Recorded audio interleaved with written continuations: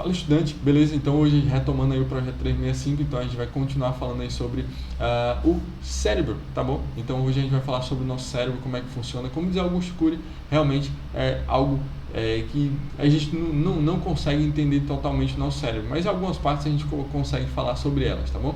Então, como armazenar um conteúdo de uma forma eficiente no nosso cérebro? Sinceramente, a gente não sabe realmente qual o tamanho da capacidade de armazenamento do nosso cérebro.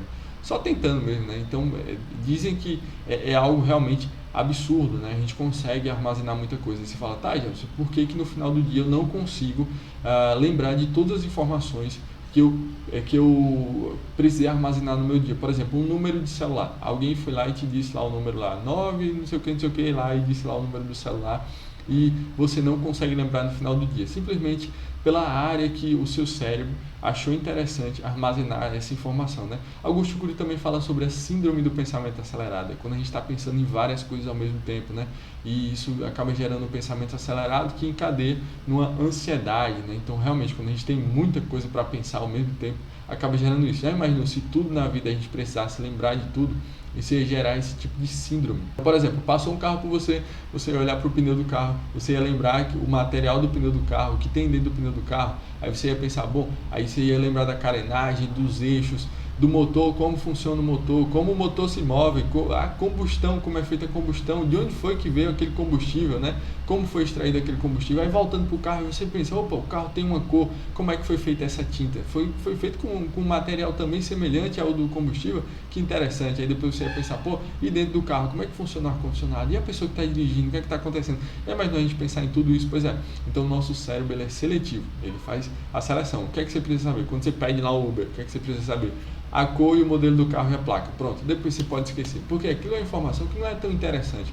Então a gente também precisa aprender a armazenar na área do nosso cérebro que guarda as informações mais importantes. Pois é, se não, a gente estuda, a gente vai lá, assiste uma aula, no final da aula a gente não lembra de nada. Por quê? Porque a gente não aprendeu a armazenar.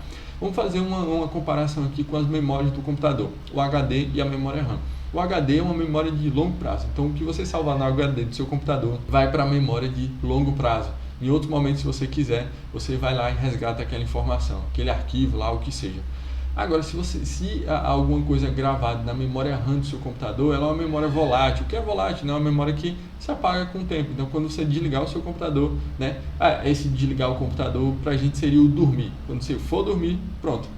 Toda aquela informação ali se perdeu. É assim que funciona também a memória RAM do computador, fantástico, né? Então a memória RAM está muito mais ligada ao sistema límbico do nosso cérebro, tá bom? Que é onde fica ali a memória de curto prazo, né? Aquela memória, aquelas informações que chegam ali rápidas, mas o nosso cérebro ele seleciona. E o HD, que é a memória de longo prazo, ela está muito mais ligada ao córtex cerebral, né? Essa é uma parte grande do nosso cérebro que ele vai armazenar ali por muito tempo as informações. E hoje eu vou te falar aqui sobre uma das formas de armazenar as informações no córtex, na memória de longo prazo, ou seja, no HD que fica aqui na nossa cabeça, né? Então, como é que você vai armazenar essa informação aí? A primeira coisa é o seu tipo de comportamento. Como você se comporta quando você está precisando receber uma informação, sabe? Então, por exemplo, quando você vai assistir uma aula, e você já vai assistir a aula com tédio, que tédio do caramba essa aula aqui, tá muito chata. Meu Deus do céu, você ficar afirmando isso na sua cabeça, com certeza o seu cérebro vai entender, eu acho que isso aí não é tão importante não, e vai descartar. Então, o comportamento na hora de estudar, tem gente que diz, não, eu tenho um bloqueio para tal matéria. Talvez você esteja simplesmente dizendo para você mesmo que você não gosta daquela matéria, que você não consegue aprender aquela matéria. Por exemplo, direito previdenciário, meu Deus do céu.